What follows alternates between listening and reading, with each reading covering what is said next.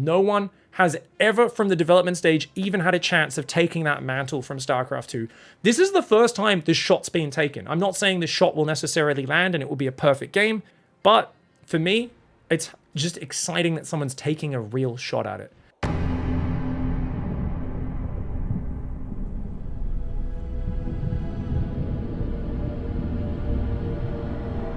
Discovery, this is Command. Storm is in your way. Prepare for extraction. Signal's breaking up. Command, I'll do one last scan. See you soon. Over.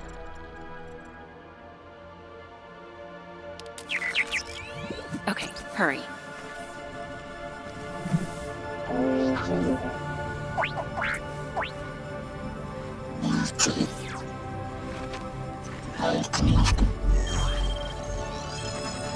Now we're talking.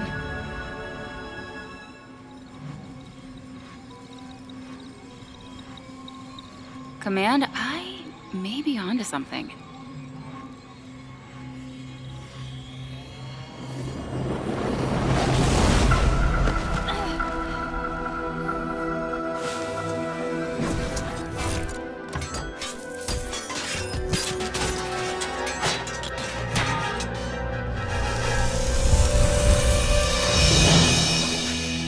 I have it, Command. Repeat, I have it. Mission accomplished.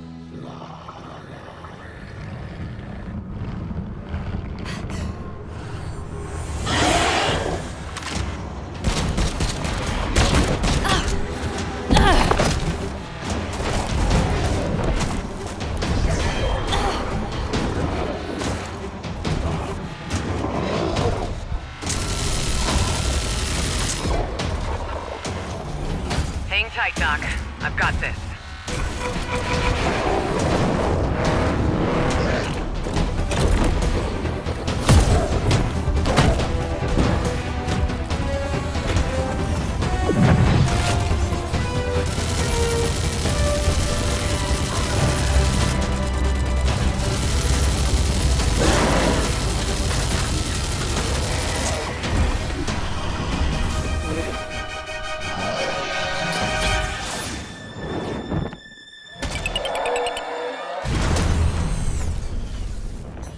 Glad you could make it. We gotta move.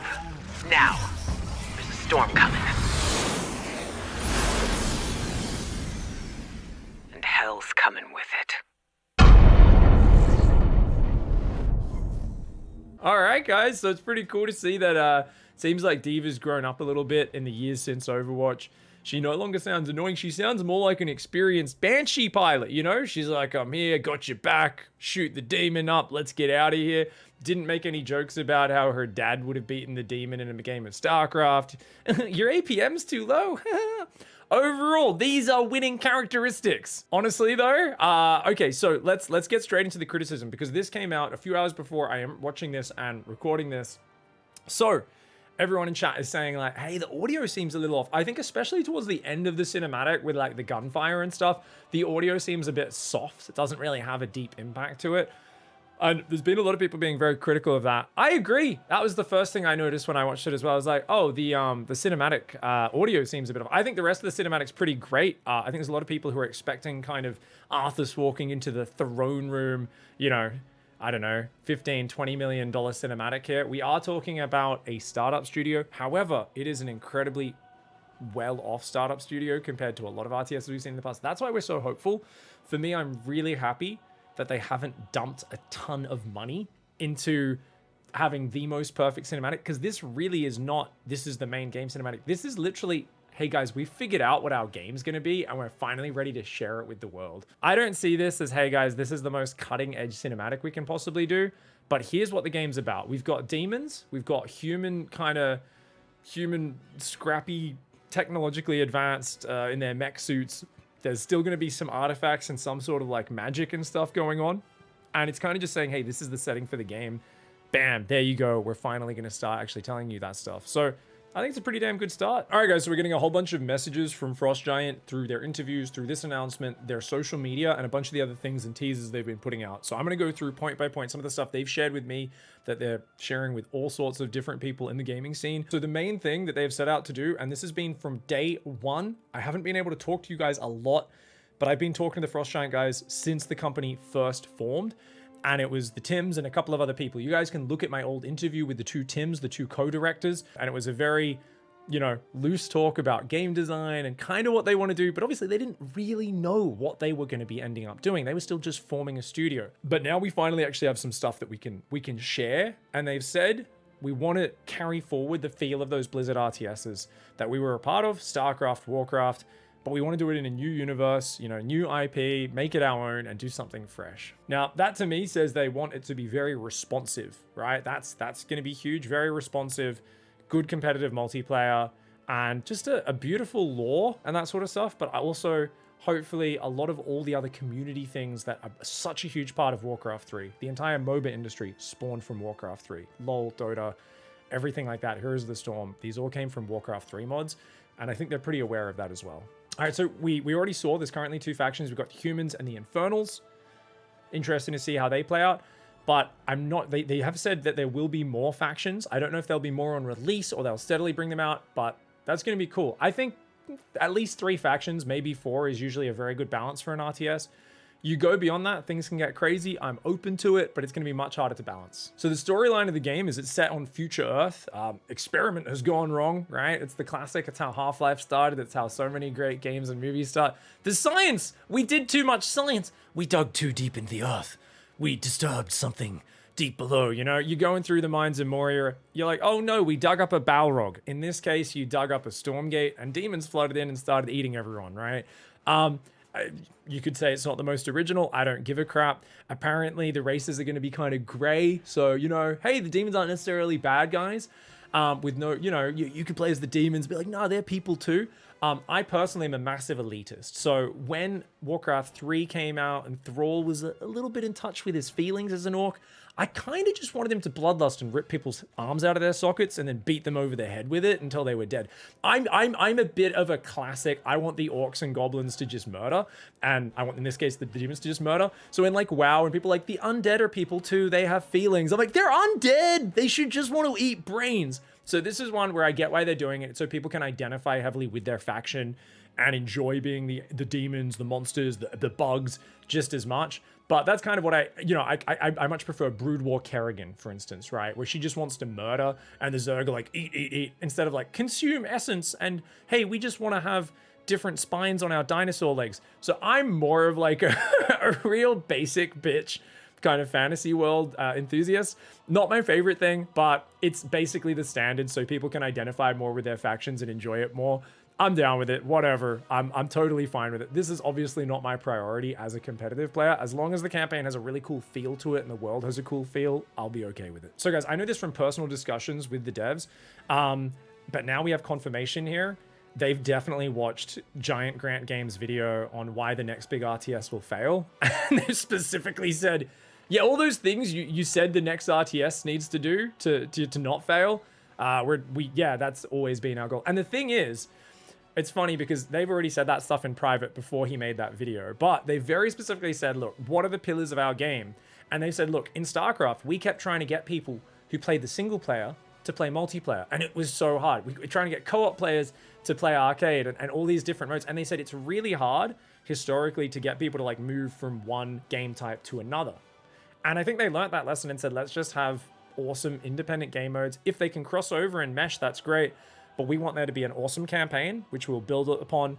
And I think they want to just kind of keep on, hopefully just keep releasing extra stories and things over the years. I think that's the best way to do it. You know, I think in StarCraft 2, the Nova story pack coming out so much later and being so few levels, I would have liked to see a lot more of that. I think that's a gold mine. I think there's always going to be an audience for that as long as you can devote dev time to creating some cool campaigns and just keep pumping those out. They've also said co-op is going to be a big part, 3-player co-op. So a more casual mode, a very fun mode, no doubt probably with co-op commanders or heroes that you can use that are going to give you unique play styles, and you can level up, and there's all sorts of progression and customization. So outside of a head-to-head competitive multiplayer mode, there will be a way where you can play that. And that sort of mode usually will have some sort of, whether it's randomly generated or different modifications, that should give a massive amount of replayability. Because I know some of you people out there watching this have played your commanders in StarCraft up to level 400 or whatever. Eon Blue, a few other people in the chat who I know are just, they've leveled up. They've played so much co-op. So I think that's going to be the mode that people can grind a non-competitive style in and still just constantly come back to the game, buy new commanders, buy new skins and hats for their demons or whatever. And hopefully that's going to be the monetization scene, which we'll be talking about next. In competitive and esports, they're going to say you should be able to spectate esports directly in the client. Something which is not too uncommon these days, but it's so beautiful if you can do that. If you can just go in the client, it's like, hey, there's a world championship on, you click it, see the best players in the world, got some commentary ported right through into your game. That's just such a heads up for competition. That's going to be huge. They've also said that user generated content is going to be quite important to them. So there's going to be a way of you in the client going in, creating content, and also getting rewarded for that. Now, they haven't put too many details down on that, what sort of revenue shares there would be and that sort of stuff. But to me, just the fact that from the start, they're saying we want to support user-generated content. We realize that story campaigns being made by the community is a huge part of a lot of RTS games that allows these modding communities to build these super hardcore kind of bases over many years. Very cool that they're touching on that and realizing that that's going to give so much replayability and just kind of ability to modulate the game to whatever people want the experience to be. Okay, so onto the business model. They've said it's free to play, guys. Not a big surprise in 2022. A lot of people don't like that still. They say, I just want to pay for a game. I want it to be finished and that's it. That is, of course, not the way anyone's going to be making a lot of money these days. And it's also why the games that have done that model, the RTSs in the last 5 years, they haven't been able to scale that high. People have said, hey, you know, why aren't these RTSs doing that well? Well, guess what? Most of them, games like Iron Harvest, made off a $5 million budget, guys. You cannot, you know, with a $5 million budget, cover every single area, have great co-op, competitive campaigns, perfect graphics, perfect sound, perfect pathing, perfect engine. And as a result, smaller, less ambitious project can just do it. Hey, you pay the base price, you get a good campaign, that sort of thing. With a game that is obviously investing a huge amount of money in hitting all of these areas, I'm absolutely okay with them making it free to play and then trying to monetize through, of course, microtransactions, skins, mostly. They have said it is definitely not pay to win. You will not be able to pay to have an advantage. There will not be like, oh, your half your units are gated behind some sort of payment barrier. They've been very specific about that. They've also said no NFTs as well. They're like, we're dedicating to no NFTs, which is very good to hear. So yeah, how are they making money? New content each quarter, campaign chapters, army skins, new heroes for the co-op mode. So I think that's great. Because they can scale that. If we're having fun with it and we're liking the game, we can buy another campaign. We can buy another set of hats.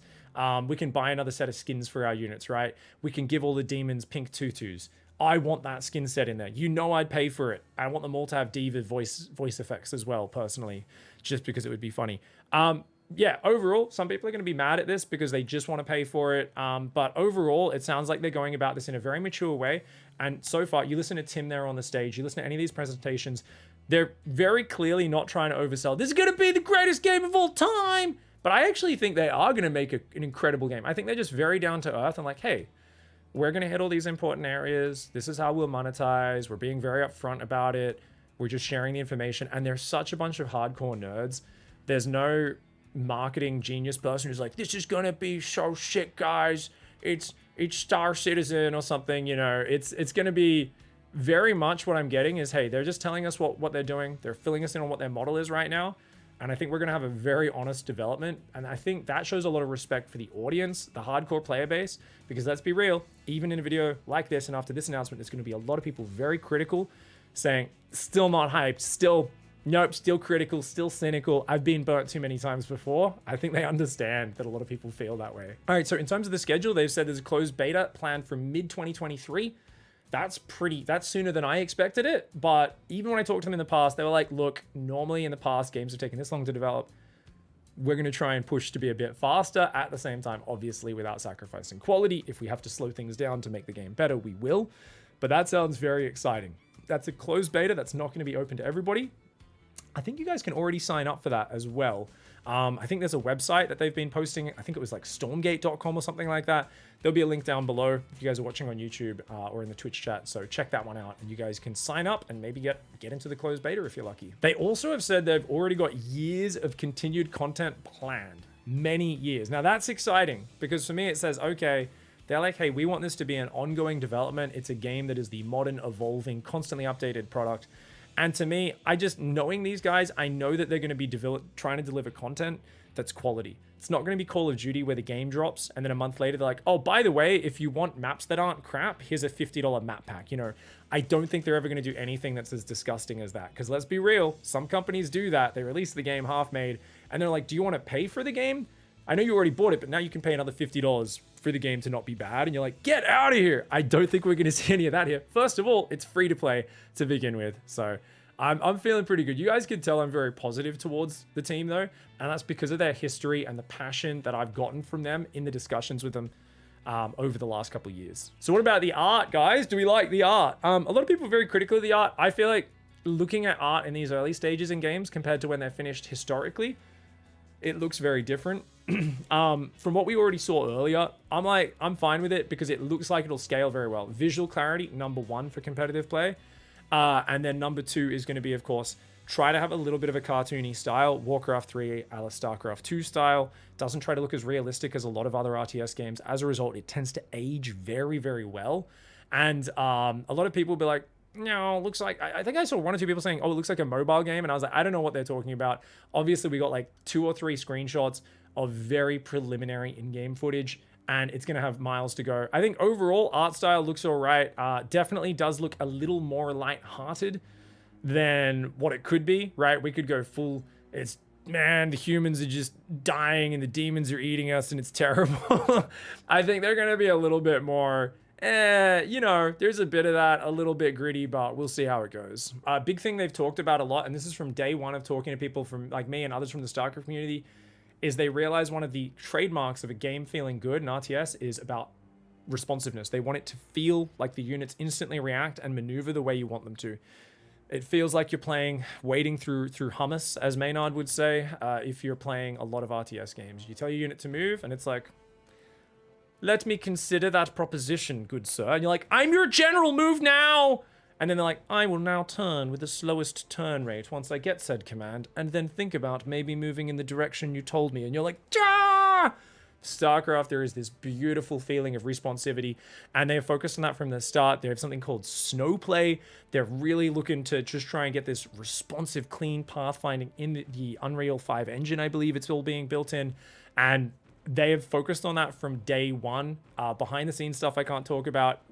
Early on sneak peeks and things they've been talking to us about was all about, hey, one of the first things from the ground up that the game has been built around is smooth pathfinding, smooth engine, so that everything controls nicely and they don't end up creating some alpha and then later trying to fix it and it's too late and you can't really get that system in underneath it, right? So they've really had a very clever engineering approach and getting the most expert engineers who worked on some of the best RTS games like StarCraft 2 in there from early on to make sure the system is built correctly. So in terms of competitive modes, we already mentioned, they've said there's a 1v1 pure competitive mode. Clearly sounds like they want to go a very StarCraft 2 route with that balanced maps, try and just make it really pure 1v1. But they want to have that 3v3 social competitive mode, and I feel like they might have different abilities or unit sets or things that are a little bit more overpowered in there, so the balance might be a little bit different, but I think they'll try to make that very similar to 1v1. So most people will probably play 3v3, it's more chill, but most people will probably watch 1v1, I think is what they're imagining. It's an organic product, we'll see though. If 3v3 really pops off, and everybody loves it, and it's huge, and it goes viral, we very well may see a 3v3 pro scene. I don't know. That's just my thoughts. Obviously, it's very early days, but it's cool to see that they're very consciously wanting to make sure there is a team game social mode of competitive play that is being well supported, not just the co-op. Obviously, we already talked about the co-op PvE. We know how huge co-op is in SC2. It's a no-brainer. That was really Tim's baby as well, Tim Morton. So, you know, in many ways, he was a big part of let's build this up. And they thought it was going to be a small success, and it became a huge success in StarCraft 2. Where even a lot of GM players, I know regularly to this day, will play co-op all the time. I think that's a really cool mode. So if they can emulate that in this in Stormgate, I think it'll be really awesome. In terms of the campaigns that come out, the only requests I have is that they don't go the StarCraft 2 route and say Heart of the Swarm. Too many hero units, too many automatically spawning units, being too afraid to put in scary macro mechanics like lava inject, making the brutal game setting so easy you can finish it with only your hero, even if you're a Gold League player. These are all things that you need to avoid, is being too afraid of scaring people away from your hardcore game in your campaign. just have different difficulty settings, some that cater to hardcore and some that cater to the players who aren't quite as hardcore. So less Diablo style point and click dodging abilities battles with Kerrigan fighting giant demons and things.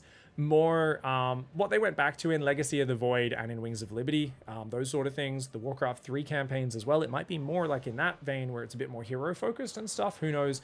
I've replayed the Warcraft 3 campaign so many times, and who knows? Maybe it's nothing like either of them, and it's a completely new, fresh breath of air. I'm totally down with it. Once again, I'm happy for them to surprise me in this regard. Oh, okay. So guys, they've also talked a lot about in the focus on professional 1v1, they don't want it to be too elitist. Now, what's really cool here if they said, look, we want there to be casual competition, a path to being a pro gamer, and pro players all supported. Now, what's exciting about that, because those are empty words, right? It's the fact is, what do I always say? You have so much fun if you can play tournaments.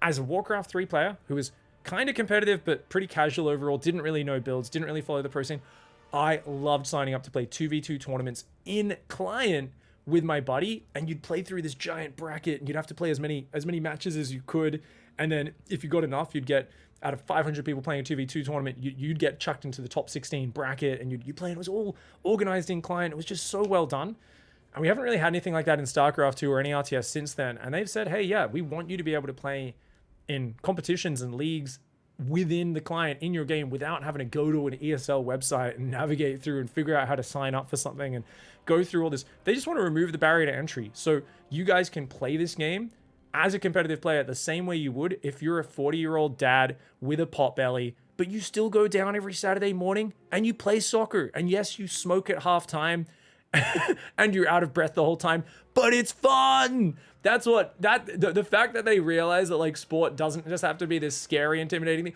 Like, think about it. How many of us will go for a jog and be like, but we're like, I can't play a StarCraft 2 game because I'm not good enough, you know? Get that casual community feeling where we can rock up, kick a ball around, and have some fun.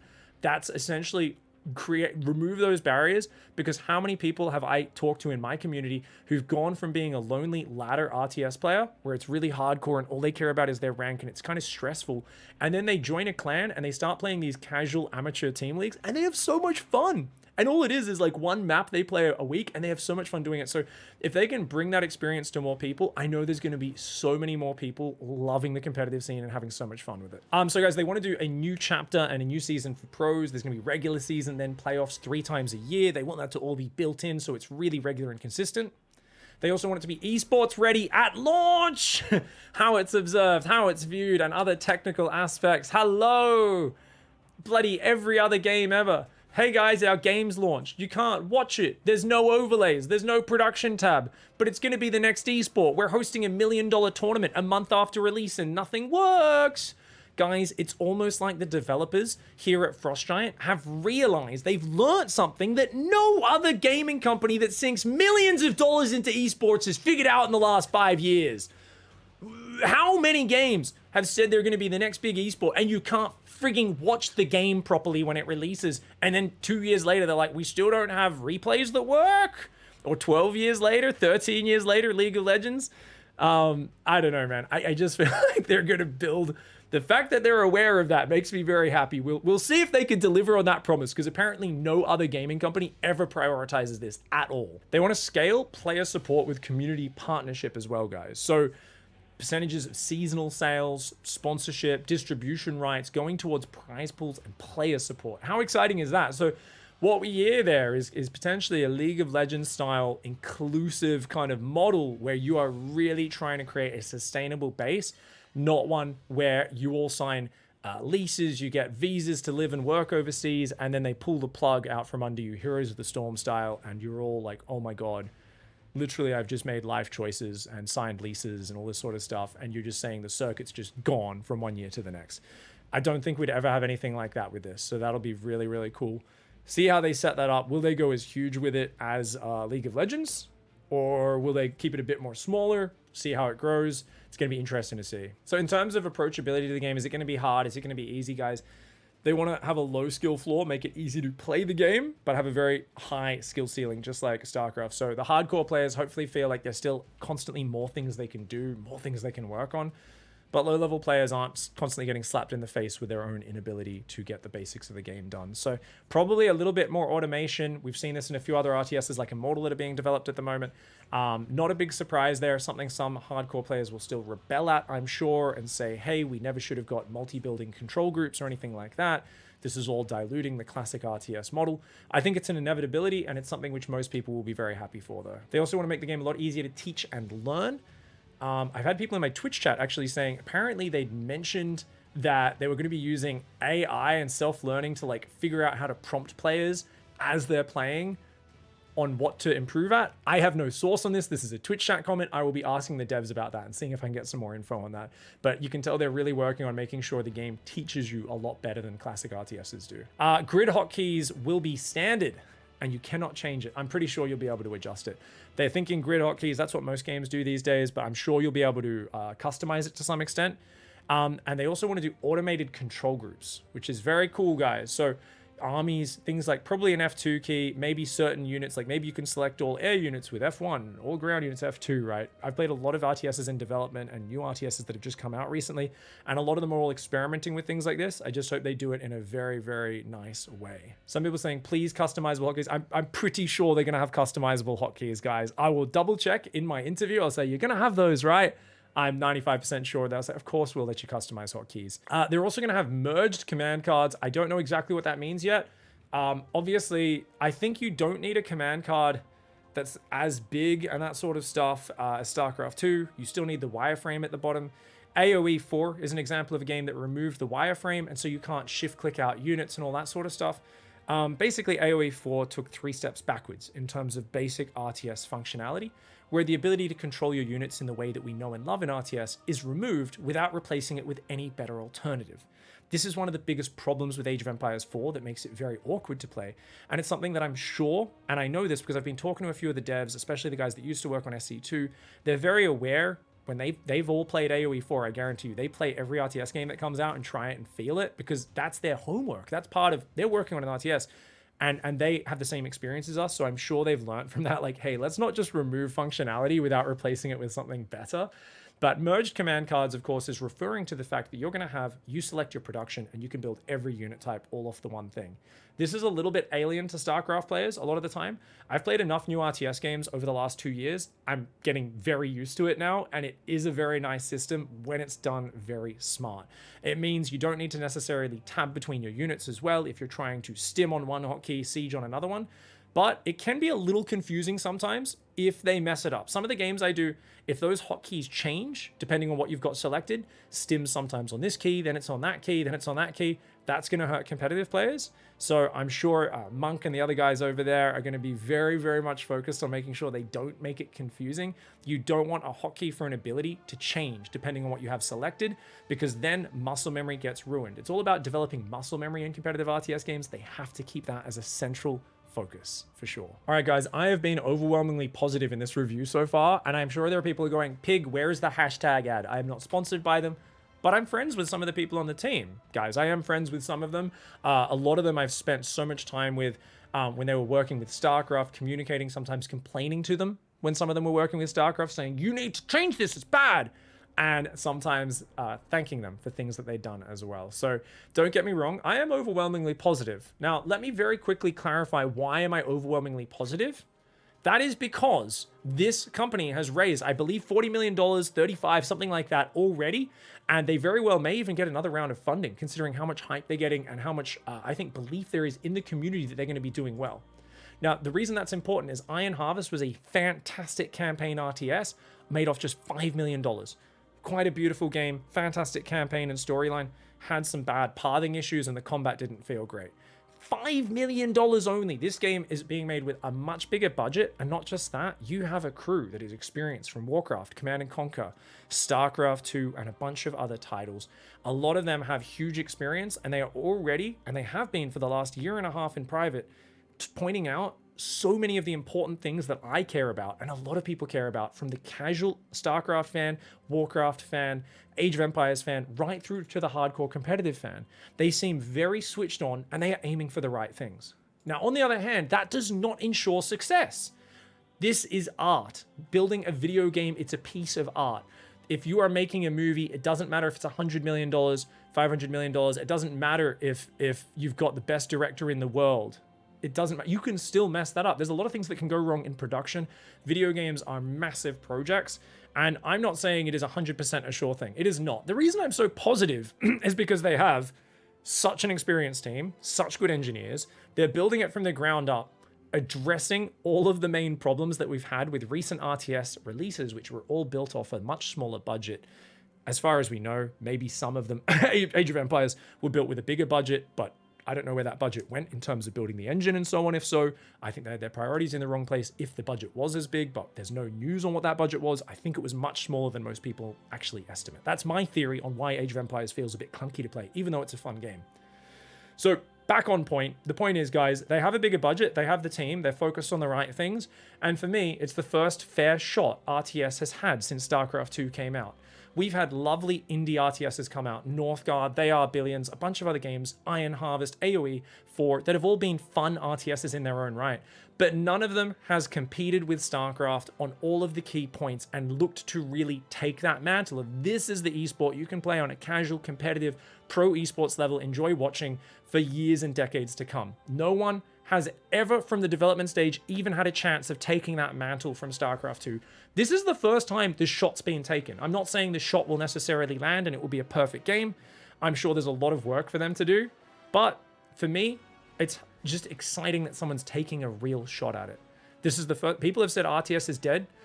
Why do the RTSs keep failing? It's because people think it's dead and no one's funding it. It's because the developers that are making RTSs are mostly small indie studios with small budgets, creating much less ambitious projects. This is an incredibly ambitious project, and I am basically going, I hope it works and survives, and I hope I've explained that well enough through this video.